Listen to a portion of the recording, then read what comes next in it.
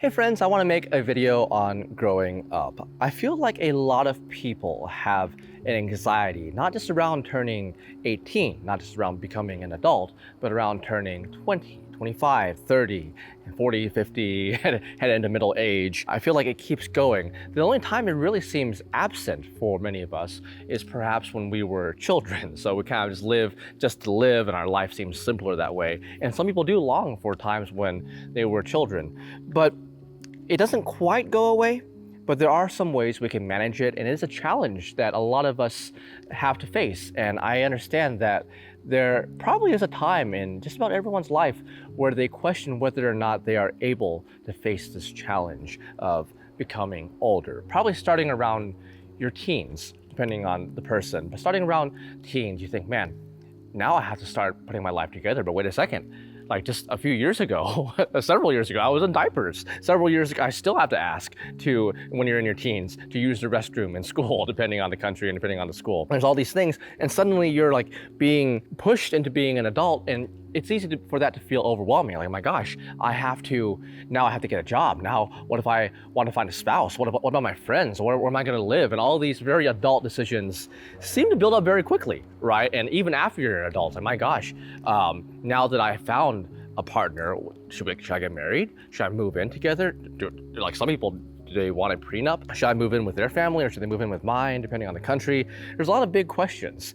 And I want to tackle the idea of approaching adulthood and beyond, because I'm 30 years old right now. So I faced some of those challenges, not all of them, but I have noticed and found some things to really help, and found that anxiety that some people have, the anxiety that I had, wasn't necessary, first and foremost, in order for us to grow. And there are some ways you can face it, overcome it, and reduce it over time. So I want to talk about three things. The first one, we'll talk about why we feel this way. We'll kind of analyze it. Everyone kind of has an idea, but we'll go into that. The second one is hopefully something that will make you feel better. And then third is something that will actually make it better over time. So first we'll diagnose, soothe, and then treat, so to speak. And really the goal of this video and sharing those three things is to help you or someone you know that may be going through this. Because again, while I might have to face these things, at 30, I still have challenges. And those challenges probably, if we were to assign a numerical value to them, probably are bigger than the ones that I was anxious about in my teens. But I feel more equipped to handle them. So this is a way to build yourself up to better handle the problems you have now and the ones you may encounter in the future. The first one is something we've already touched upon, is why do we suddenly feel this anxiety? And I think a big part of it is the somewhat arbitrary nature to which we assign adulthood or goals in our lives. So like when someone's turning 30, they think, oh my gosh, right? Or they turn 40 or 50, these 10s, or sometimes the 5s, they feel big. Right? They feel big, like just like 25, 50, and 75. We assign significance to them, but they're really not that different from like 29 and 31, right? 39 and 41, right? It's just one small increment, but it feels like a milestone. And especially 18, 20, 21, at least in the US, these are significant numbers. I feel like 18, not quite globally, but maybe globally, I feel like everyone kind of feels like that's when you become an adult. But really, when you think of like other human metrics, like lifespan, when they get their first job, when they retire, we don't share like a single number. We really just all start at 0 years old. But other than that, we don't really share that many numbers. And different people are gonna feel ready at different times. And I agree that we do need, for multiple reasons, to have a number to where it's like, this is the line. Not everyone's gonna fit it perfectly, but this is the line where you either become an adult or you start becoming an adult. That's why we have terms like young adult, things like that. And this approach into that can feel like approaching a deadline, right? So it's just like, imagine you're writing a book or working on a project.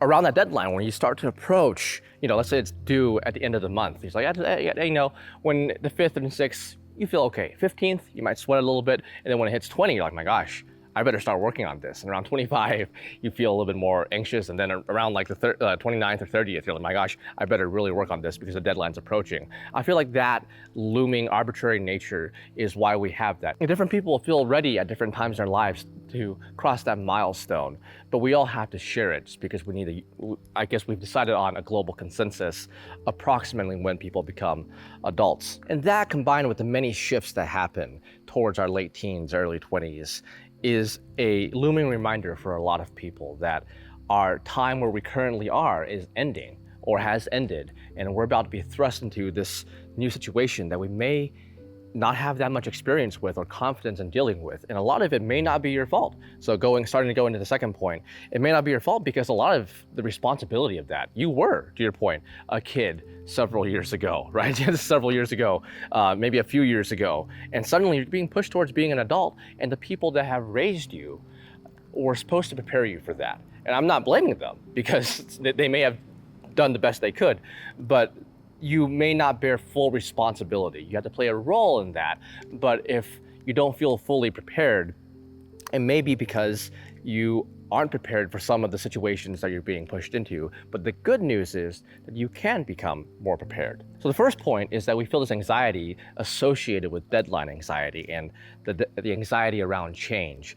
And the second point I'll talk about is that we usually have more time than we realize. And because we're relatively young when facing things like 18 and 21, compared to how old we might get and how experienced we might get, it feels very big for us. But you look back and you think, well, I really wasn't that old then. And I remember when I turned 17, I was thinking, I felt anxious because I remember reading about people that were 17 in novels when I was 12 or 11. And I felt like turning 17 implied maturity. But nowadays, like, it kind of does. It definitely is like heading a milestone or headed towards a milestone. But there's still a lot of things you can do. And I want to emphasize to people that are 17 and 18, most people don't have their lives figured out. It might feel like they do. This is why I like talking about this in person, because they go, well, my friend doesn't. It really is, in my opinion, the exception for someone to have their whole life figured out and planned out at 18. A lot of people appear that way, whether intentionally or not. They seem like they know what they're doing and what they're planned. But they may not, even if you ask them. They're like, oh no, I'm terrified. I have no idea what I'm doing. And it's kind of, I feel like if you're single and all your friends are in relationships, you feel like everyone's ahead. But you might be ahead because they might be in the wrong relationships, right? Like, full love to them. I want whatever they're doing to work out as long as it's good for everyone else. But if you're single and they're in a wrong relationship and then get married and they have children and there's a messy breakup and they're like, man, I wish I never was in that, then you really are ahead because you saved yourself a lot of time and effort. So I feel like it's a similar feeling to there. So we have more time than we realize. 17 and 18, you don't need to have your full life together. This is around the time when you start to figure things out. Yes, ideally, we would start that 12, 13, but we also have a lot of stuff going on. We're growing up. We're literally getting bigger. We're learning more. And there's like very important things and decisions we have to make around that time. And we're learning more about ourselves and we're exploring the world. And then we have to do that while simultaneously becoming adults. So it's not unreasonable at 17 and 18 to start to put more things together. You don't immediately have to go out and work, but you might think, what would I want to do? If you've been thinking for a couple of years and you know, that's great. But if you have no idea, then you can start to experiment. At 17 and 18, it's like, I don't know what I want to do. My dad's a carpenter. Maybe I'll start there. Then you try it. And I emphasize, give it a fair shake, right? So like something that it really depends on the person, but I'm starting to share more and more is, yes, try different things. But I've noticed some people try them for like a day or a couple of weeks and they don't really like it. They just move on. I feel like try something that you think you can commit to for a year.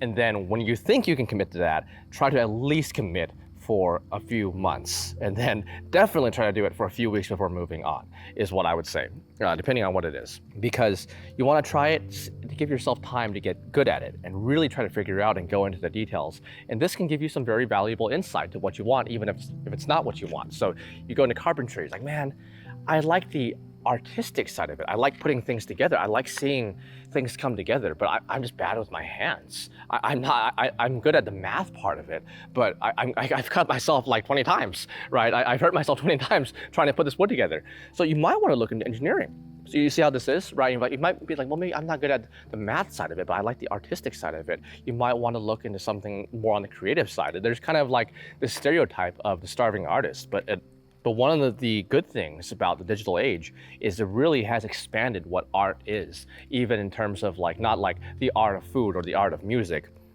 but you can think about marketing. You can do graphic design. You can be an illustrator. So there are very much more practical job paths, so to speak. Being an artist traditionally, as in like making paintings, trying to sell them, that's still very viable, but I just want to give hope that there's different paths you can go on. And the last thing for point 2 is I'll say that this goes hand in hand with point 3, but I want to point this out to some people. It's something that you want to use, but you want to use strategically. And that is the idea that we have more time than we realize. If you are just turning 18, which I imagine at least some people, maybe the majority of people watching this with this in mind, are 18 or turning 18, they think like that's really when like there's big anxiety hurdles. I don't know what to do. What college should I go to? What should I go to? So try, but very importantly, realize that you have time, right? So like 18 years feels like a very long time, but you could fail at 18.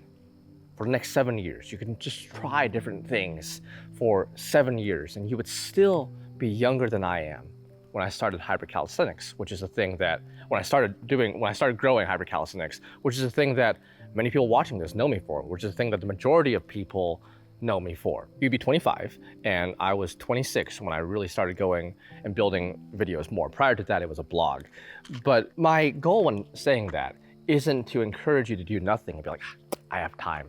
But I would remind yourself of that when you start feeling so much anxiety from working towards your goals, because you should work on your goals. When you start working towards your goals and you feel so much anxiety that it's actually cutting you back, and oh my gosh, some people have heart palpitations, you can start really thinking that I do have time and that good things take a long time. So I met my wife in my early 20s. That was younger for some people, but you can really do have more time than you realize. And the alternative, the goal of that isn't to lie to you. The goal of that isn't just to falsely soothe you, but that's really just a truth, because it is a truth that you can remind yourself of when you start feeling too much anxiety, because too much will sometimes pushes you into a state of inaction. There are so many examples and things I could touch upon, but some people don't meet their partner until their 30s or 40s or even 50s. I know that feels late, right? And I want you to meet them earlier. Yeah, usually earlier is better for a lot of things. But there's some people don't get started in their career until their 30s, 40s, 50s, right? So, and once again, what is the alternative? The alternative might be to freak out and panic so much that you actually reduce your amount of productivity and working towards your goal and your mindset, and you're enjoying life less. So when I say this isn't, once again, to lie to you and to falsely soothe you, but it's really to temper yourself so you can optimize your productivity and your progress towards your goal, while reminding you of something true, which is, especially at 18, you have time, right? And I said fail at 7 years is a long time, especially at 18. That's like that 7 years ago, you were 11.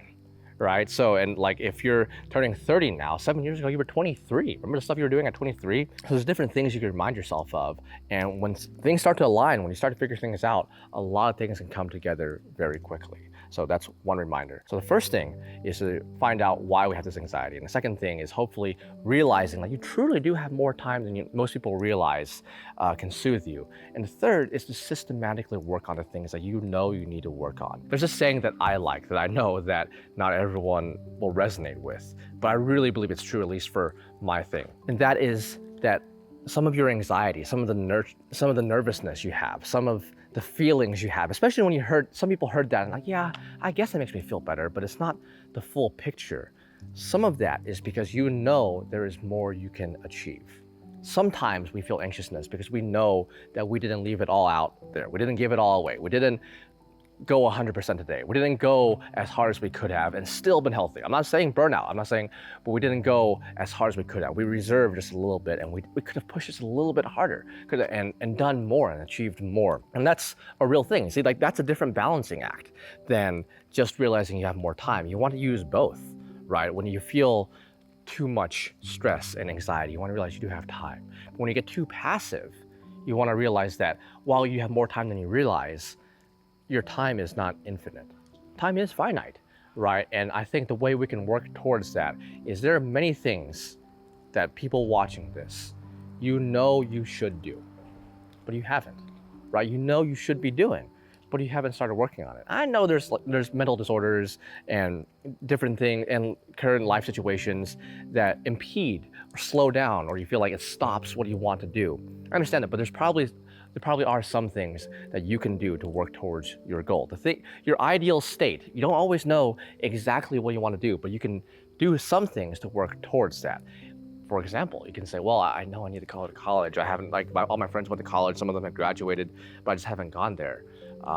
For people that want to go to college, maybe I should start. And yes, maybe you can look into that.